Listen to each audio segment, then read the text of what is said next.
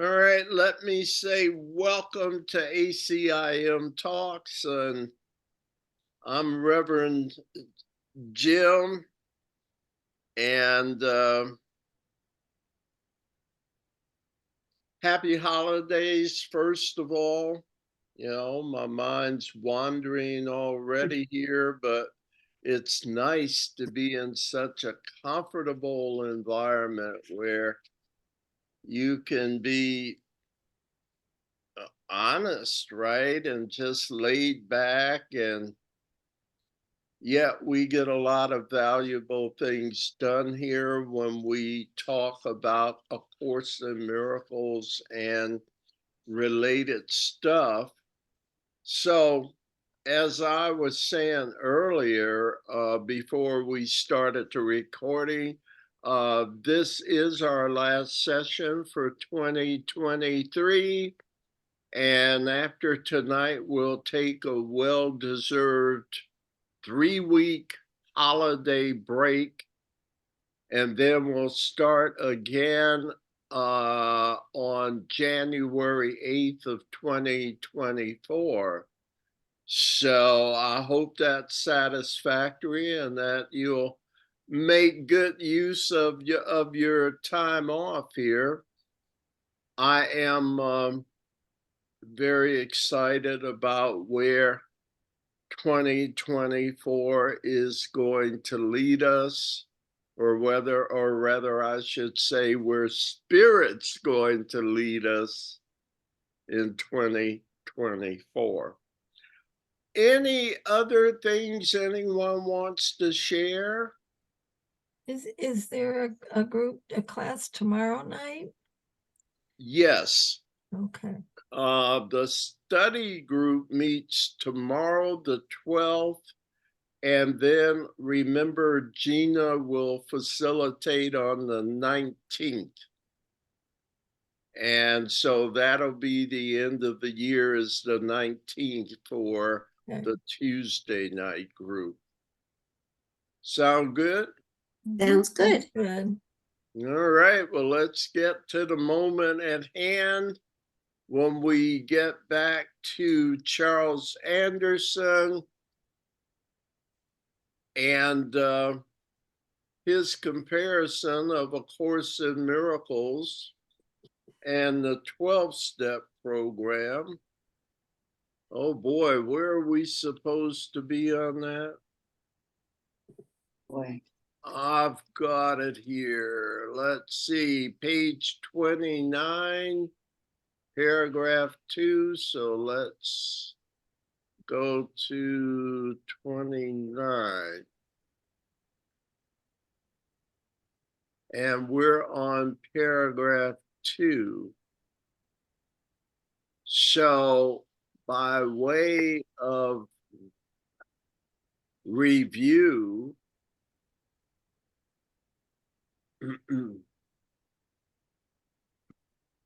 step 10, right?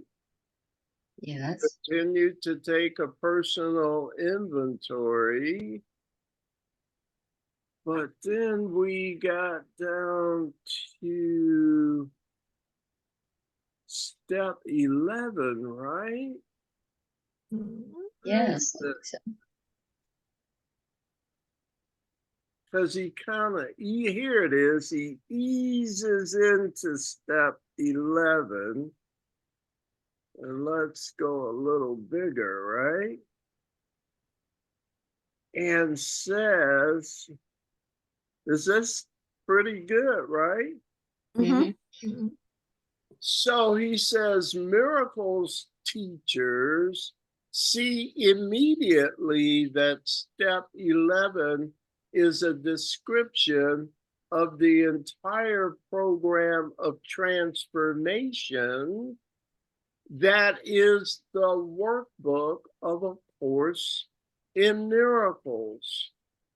And then he says what step 12 is, right?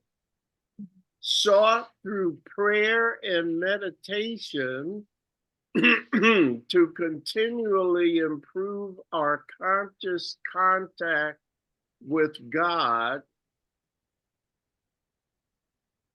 praying only for knowledge of his will for us and the power to carry it through the Spirit. And then that took us to page 29, and then we read paragraph 1. But do you have any comments on step 11 and how it is the same as a description of the entire program of the workbook of A Course in Miracles? Do you see it that way, that the 12-step program, do you see immediately that step 11 in the 12-step program is a description of the workbook? Or would it be the purpose of the workbook?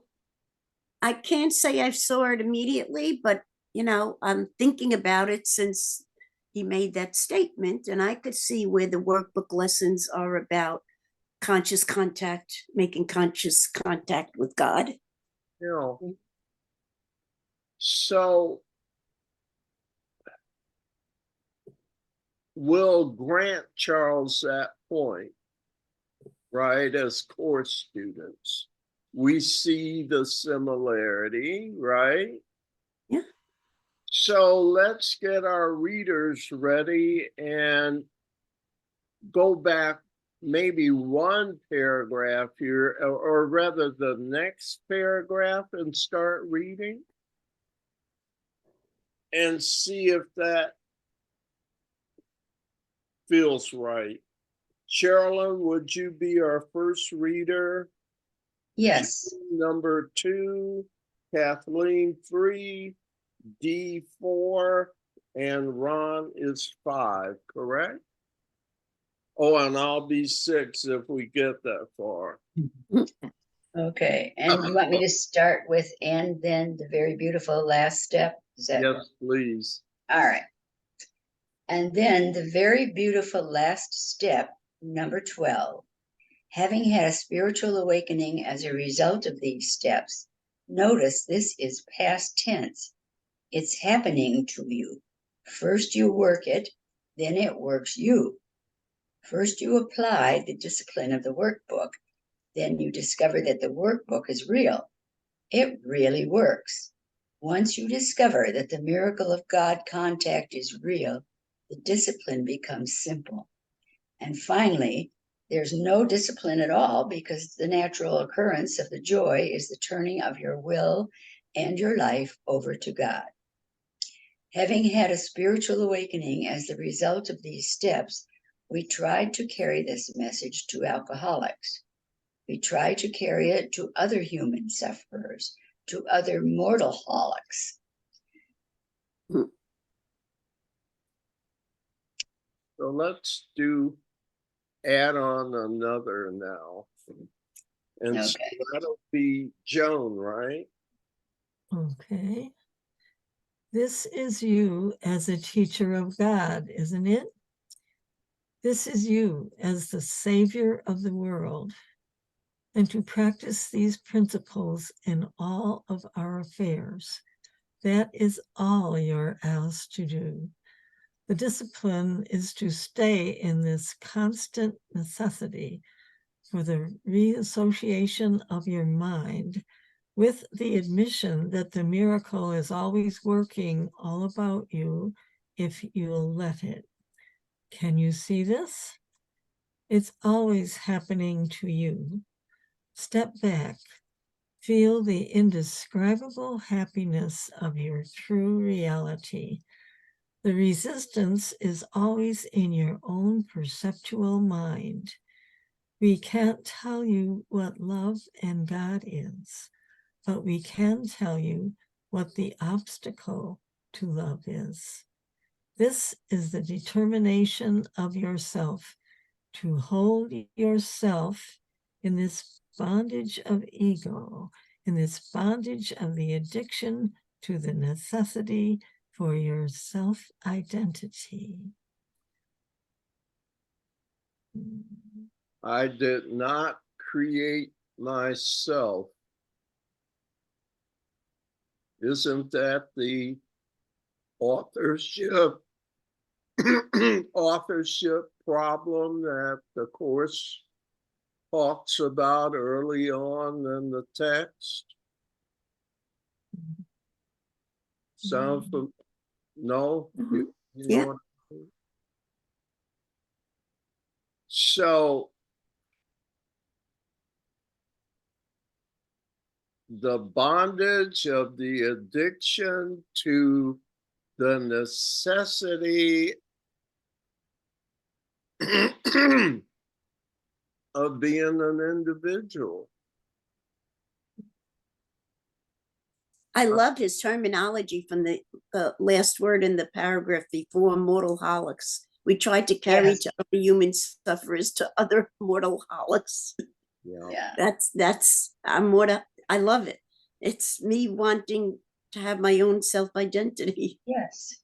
And last week we talked about, well, I remember mortal holics in the sense that if we look at what that word means, is an identity to being human and all that that entails, like death. What is the prognosis for the body? Eventually, it's going to die. Has anyone solved that problem yet? No, Not that I know of. So to be mortal is death, is it not? Mm-hmm. So why would you hold on to that? That's my response to what Dee, I guess, was saying about self-identity. Isn't death a major hurdle? I mean, Yeah. come on now, I'll give, but you can't ask me to give that, can you?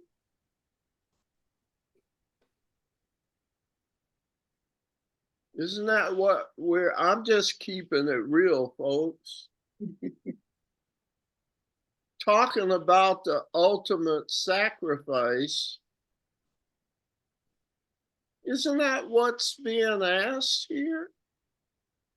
That you turn your whole life consciousness over to a creator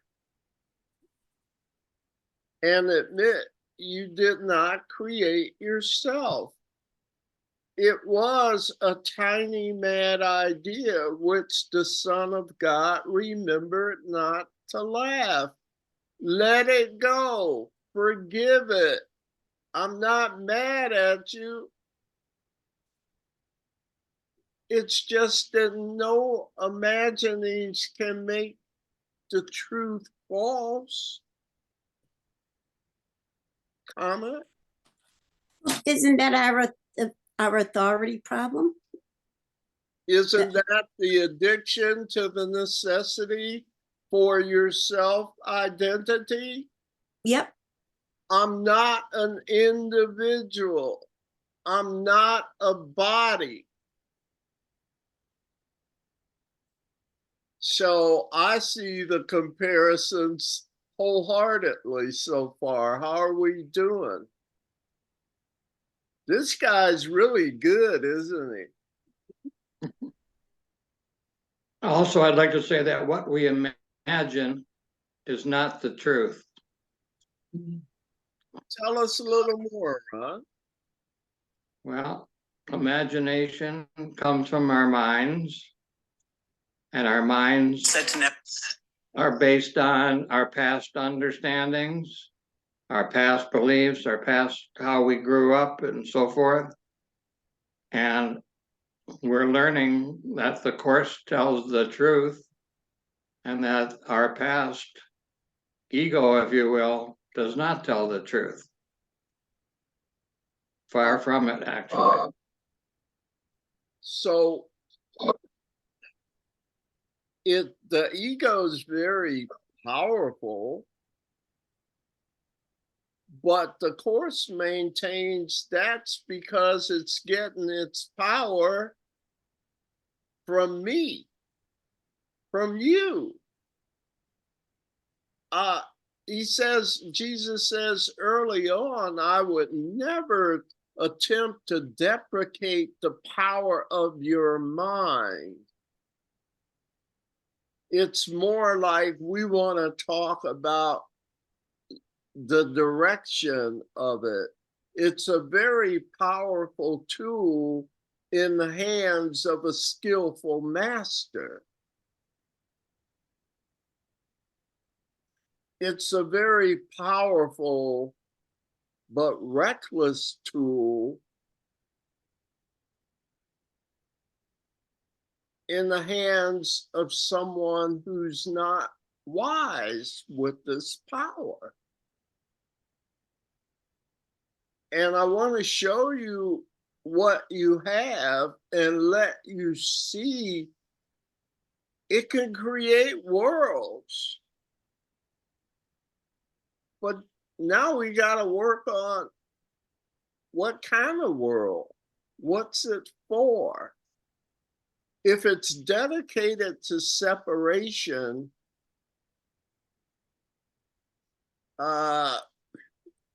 it can't work because it's not true. What? Shall we move on? More comments?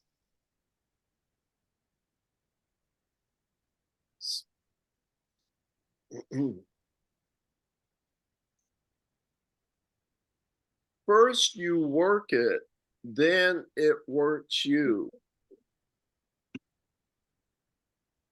Can anybody comment on that? We did last week a little bit. There's a passage in my book, Earth School, and man, it's a bad statement. I don't even know where it is offhand, but it talks about how after you start having this spiritual awakening and you stop thinking so much and just kind of let this entity take you over, you'll start to notice you had a great day. In chapter 30 of the text, rules for decision. And it says something like, I will not have any make decisions on my own. You turn over decision making, and I mean, I'm just a witness. It takes over your life. Does anyone know what I'm talking about? Well, I feel that it does. I'm in line with first you work it and then it works you. That's exactly how I feel. Once I became willing to be open to this, the receptivity allows it to come in. And it's like, oh my God, it's really real.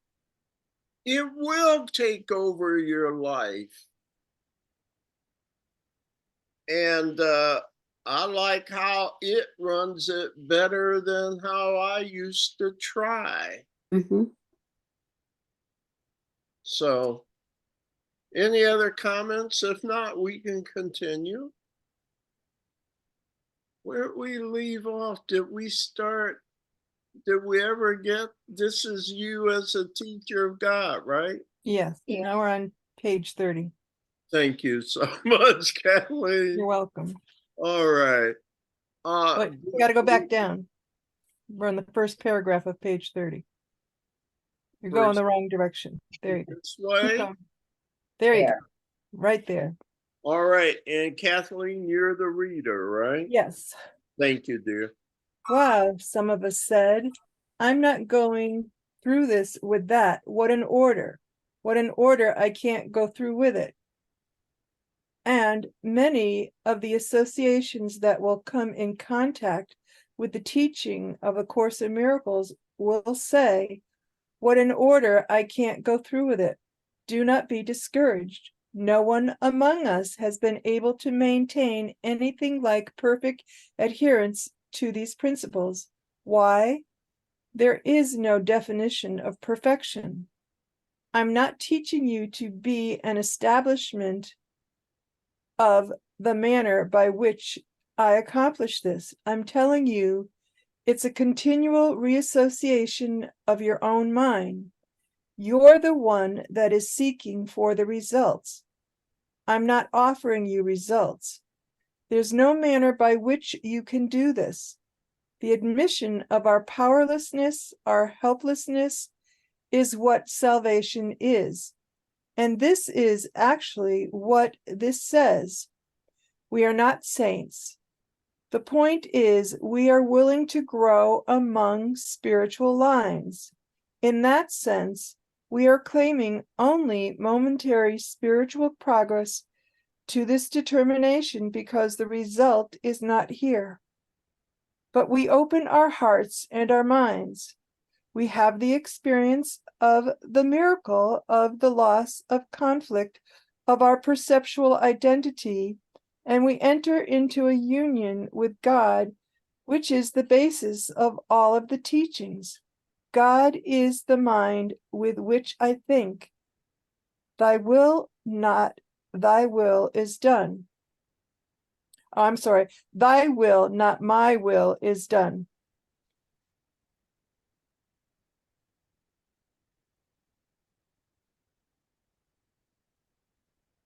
Where are we, folks? What's Charles saying here?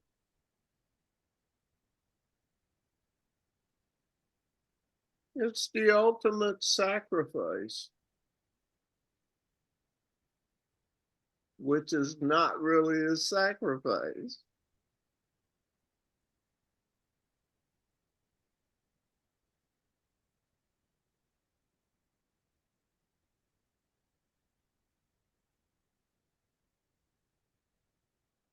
Put me in control again, and I'll get you out of this mess. Don't put me in control, and I'll wait. How much do you want to suffer? And the suffering is coming from what you made.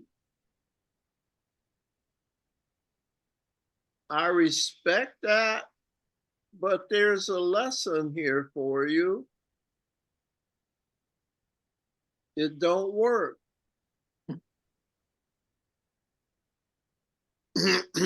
That's kind of a common sense version, wouldn't you say? Mm-hmm. So there's no recrimination. I'm not mad at you, but I hate to see you suffer,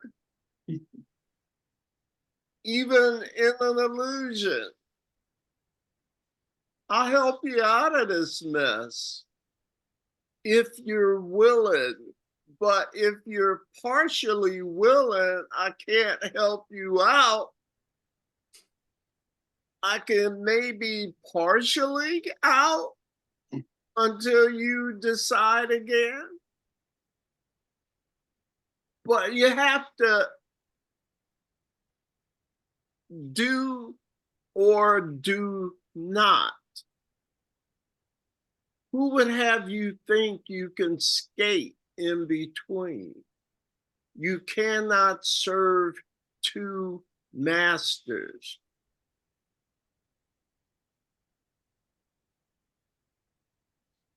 Heaven is a decision I must make. All of it. And then demonstrate it so I know I'm doing it. I like the line where it says a continual reassociation of your own mind. What do you think that means? I'm telling you, it's a continual reassociation of your own mind. Why Well- do you like it? What's he saying? Well, it's hopeful. It's like you'll continue to do it until you no longer need to do it because you're there. And how you'll know that it's there in a large measure is it'll start working you. That's right.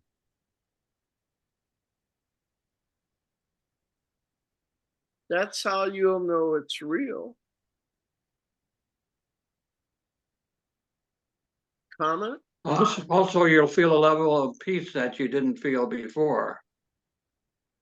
So that's an indication that you're on the right track.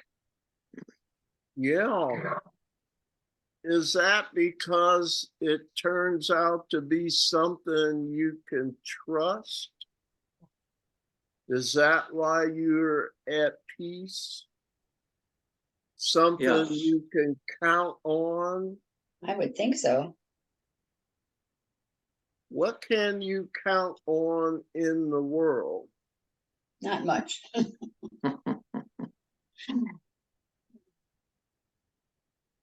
Yeah, but what if you paid 100 million for it? You can Too count bad. on it then, right? No, No. So do you see that this is a whole new realm of trust beyond your wildest earthly dreams? The Holy Spirit, Jesus says, to what else can the Holy Spirit appeal except all power and all glory? But you're so attached to this puny, mortal, limited self that you're afraid to let go. Come on now, we keeping it real, right? And yet there are people who do. And they feel this extraordinary thing working through them. And they start to feel it stronger than they ever were. More powerful, more knowledgeable, able to see the big picture all the time. I like the line where it says we have the experience of the, where is it? Is that where it's working you? Yeah, something about It's below that, experience. you know. Mhm. Yeah, like, you hear a lot of people say that these things are ineffable. You know what I mean? Ineffable. Ineffable means they can't be described, but they can be experienced. You can't put it into words, but you'll start giving metaphors trying to put it into words. well, it's like this, or it's akin to that. But words can only point to it. But when you start having the experiences, you can't utter them in words exactly and do them justice, but the experience is so compelling, isn't it? Yes. And so you get to where all your friends say you're crazy.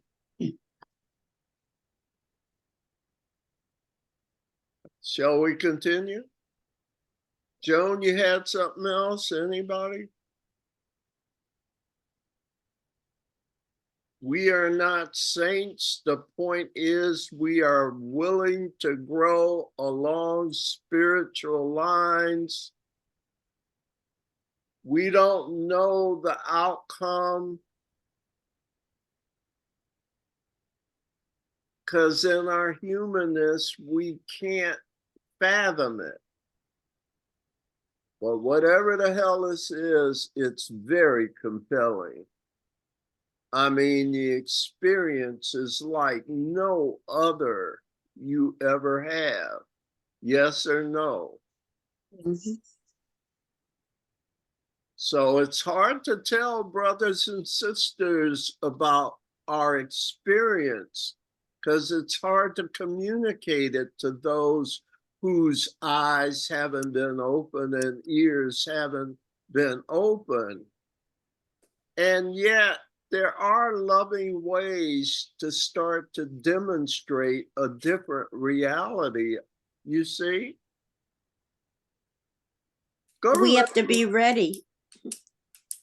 Go to lesson 52 in the workbook, some fast looker upper person. Lesson 52. Oh God, my book's on the other side, but I'm trusting I got this right. Is anyone there? Close. Na-na-na-na-na-na.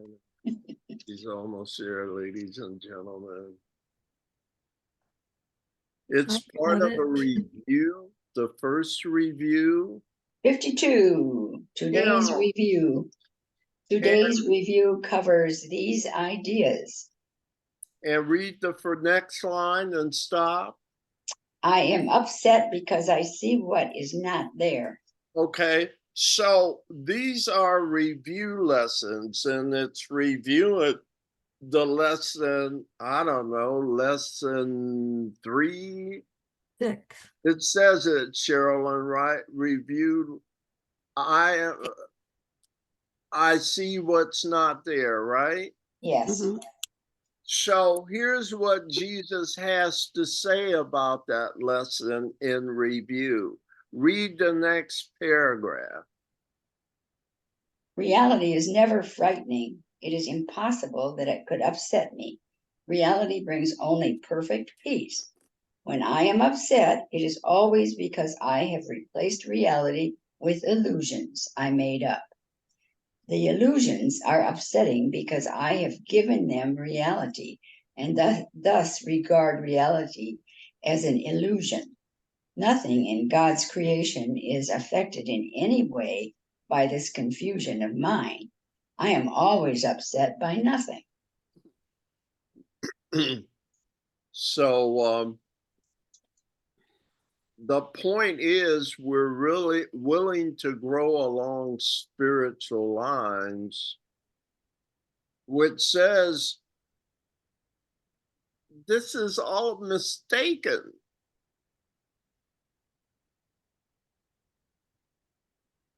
Try it and see if it doesn't work for you. Try to see things differently. I'll help you if you're willing. And the more you apply your thought power to seeing things differently, the more your thought power gives you what you ask for. The problem is you thought you could have separate heavens. Isn't that the problem? Mhm. Don't things work better when we're unified? At any rate, you know, the one that runs through my head all the time, I guess it's from Tuesday night, you know, the song of prayer. And when it said, you have no enemies. And it means that across the board, reality is never frightening. There's nothing in reality that could upset me.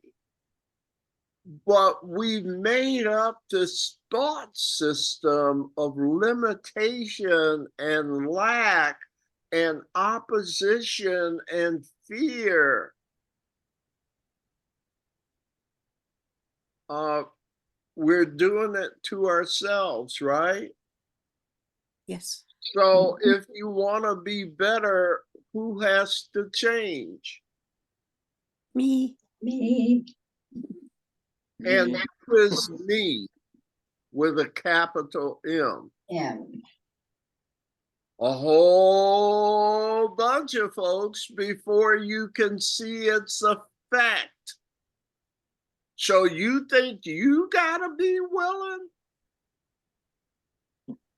You and a whole lot of other yous have to be willing before you see its effect at scale.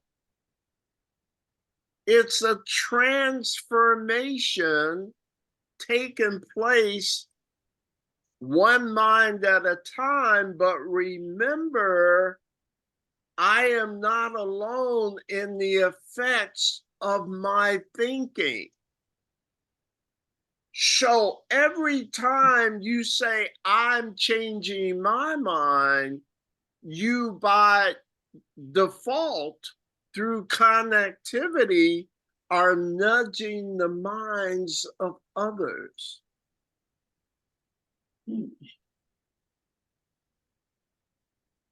So what seems to be a gargantuan task is really enhanced by the nature of our connectedness, seen and unseen connectedness, right? And remember, we talked about power versus force. Mhm. And where force pushes out and gets an opposite reaction. But power, I told you about force, but power makes use of its natural connectedness to do very powerful things like gravity, right? You know I'm getting off now, so I'll respectfully return Earth to Jim, right?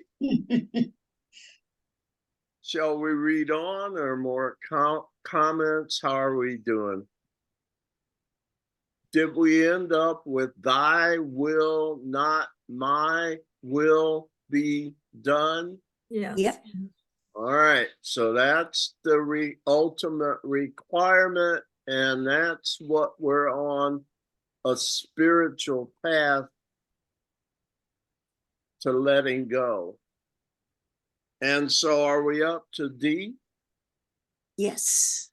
Mhm. Here's our description of the human, and there's a chapter to the agnostic. Those of you who believe that the Course in Miracles is written in the vernacular of Christianity and tend therefore to reject it, for example, and your personal adventures, which are part of your own mind, before and after, make three things very clear.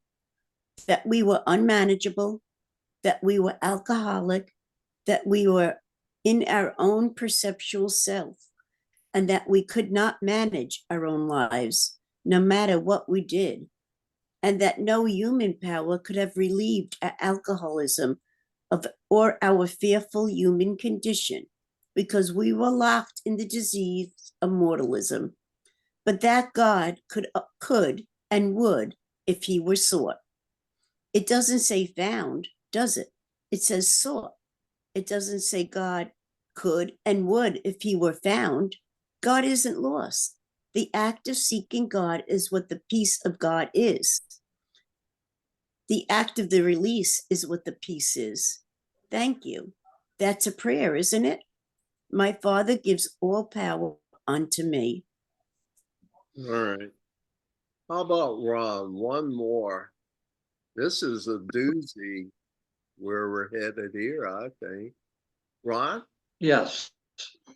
So is this a prayer meeting that we're having? Is this a communion with God? Have you made an agreement among yourselves not to discuss your own personal grievances because they're meaningless? Somewhere you have undergone a transition where you have no intention of bringing your individual grievances or self-identity into this attempt at union with God.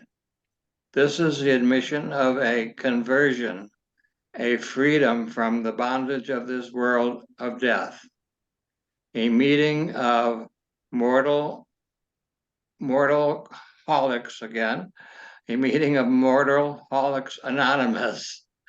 This is the whole basis and only purpose of A Course in Miracles. I'm not going to bring my grievance into the meeting and justify the grievance. I'm going to come to an AA meeting. I'm going to come to a course group and simply acknowledge that I am perfect as God created me. And through the release of the necessity to hold the grievance, I will be the experience of the joy and happiness of God. I am the light of the world.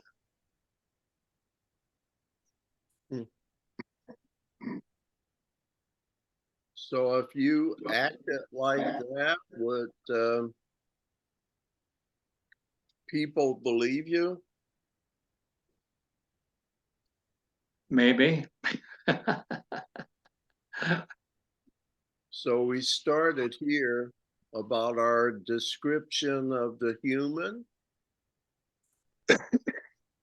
And I won't go off on the aside with him, but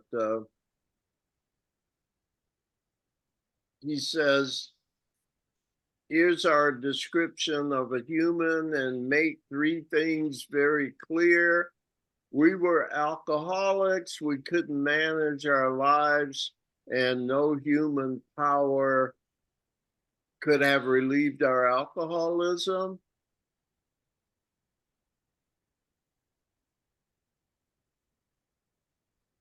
So what solved the alcoholism problem? In a nutshell.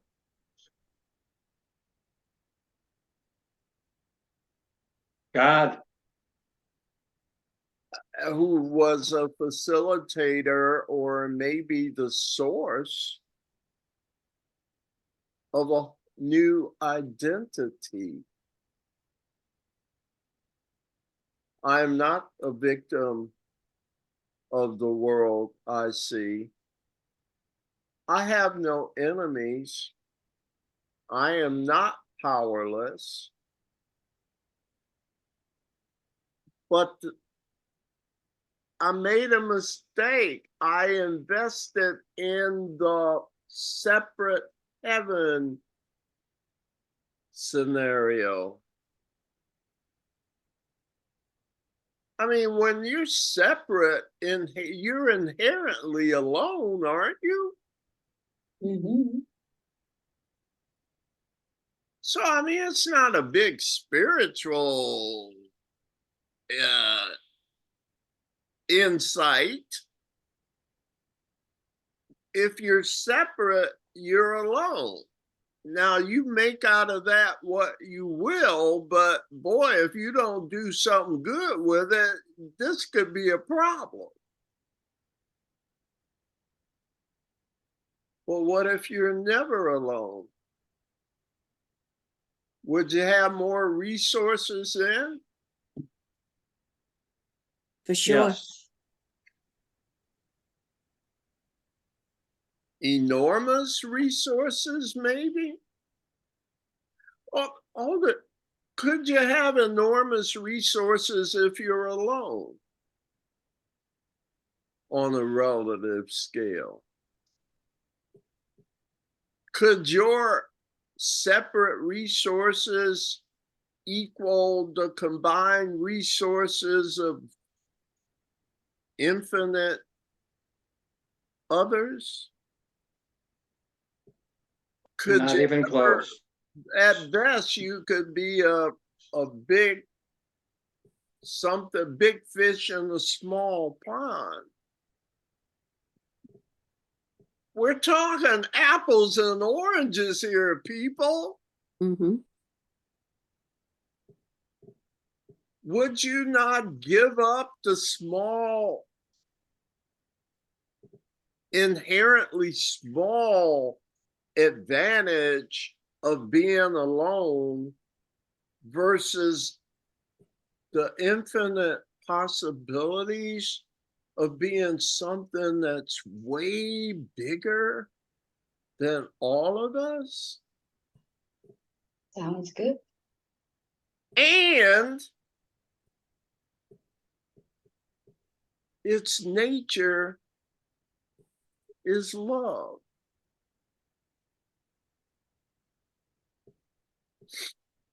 Who And love who are holds there? no grievances.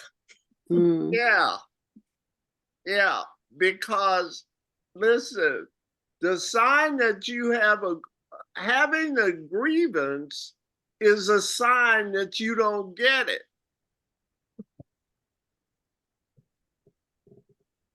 The very thing that makes the grievance is the problem.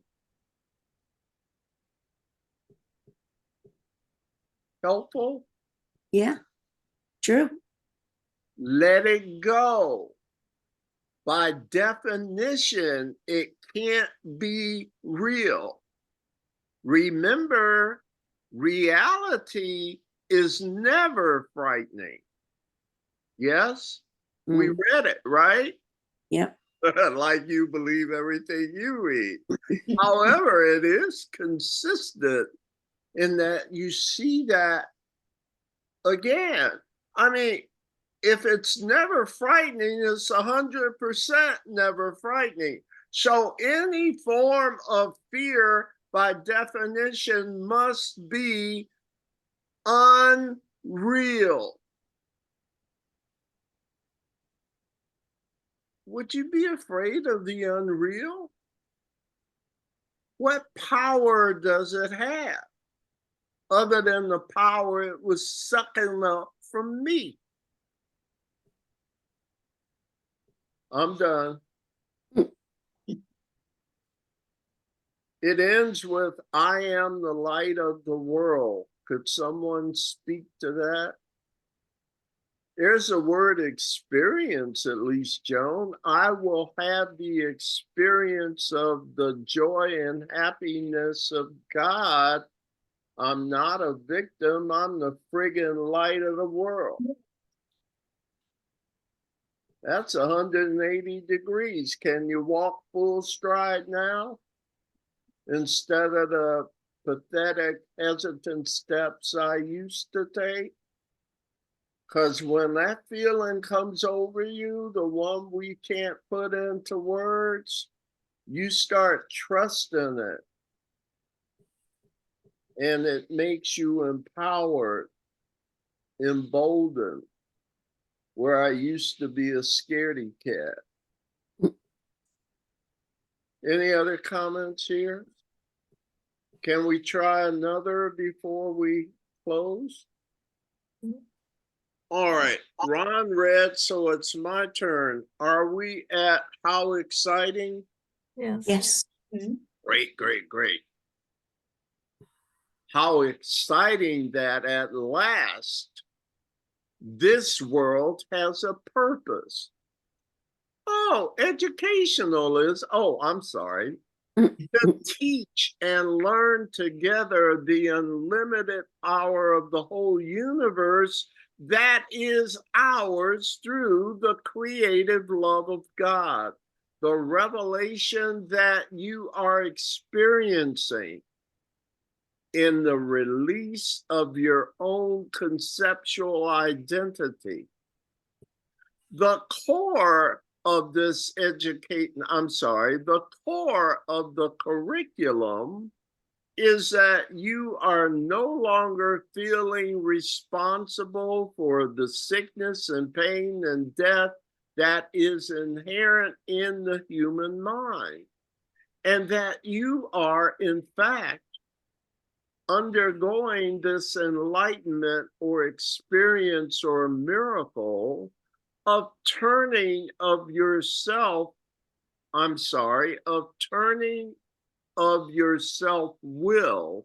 over to the will of God. All right. And it's the act of doing it that is what the miracle is.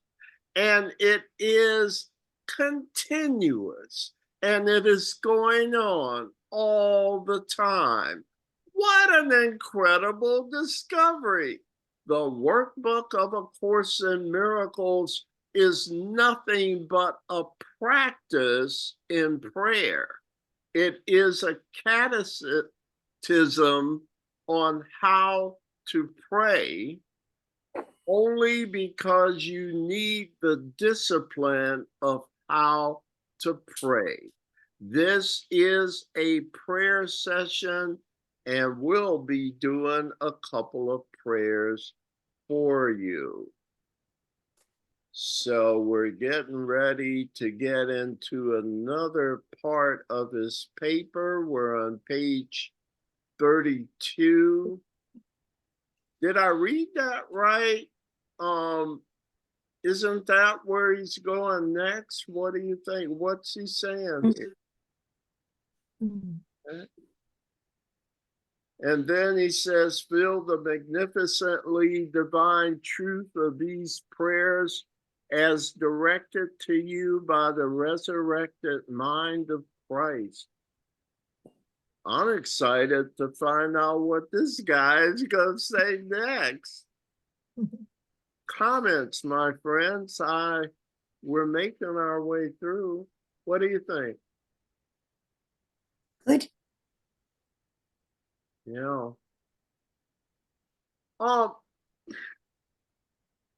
I never knew AA was even this spiritual. I'll be honest.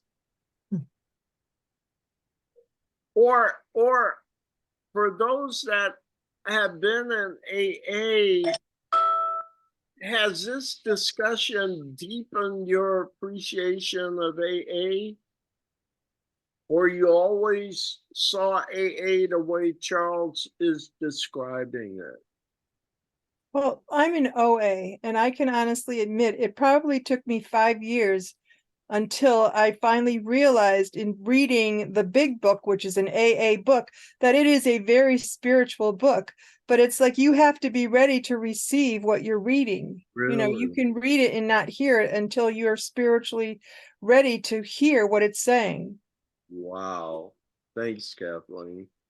You know, Yeah, I was totally amazed when I read it and said, Kathleen, you've been reading this book for 5 years and you didn't get it. Well, it's like, now I get it, you know. It is a very spiritual program.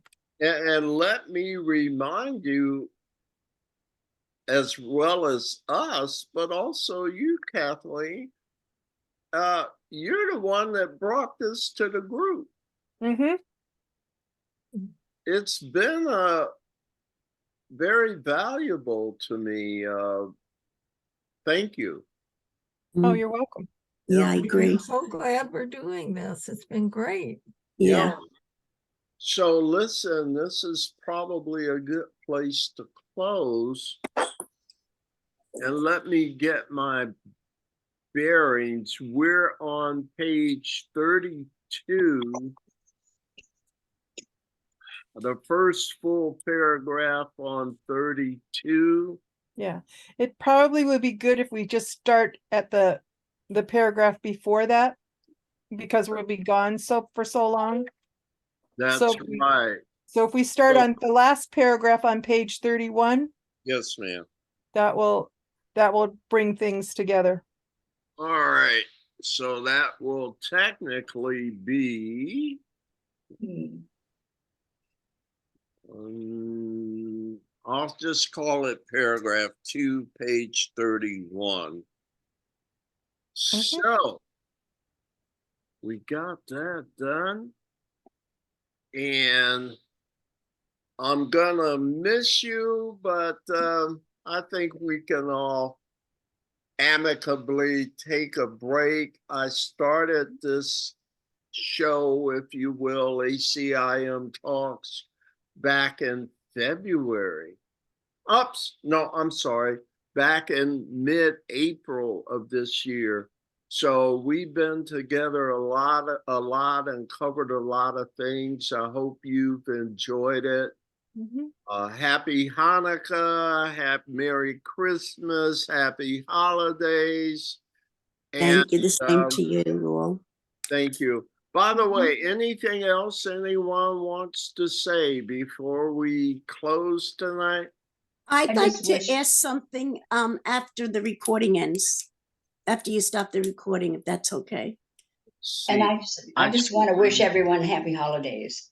Thank you, you too. Thank you. Shirley. All right, Thank you you. know I'll Thank stay you. in touch with you, sis, on Okay.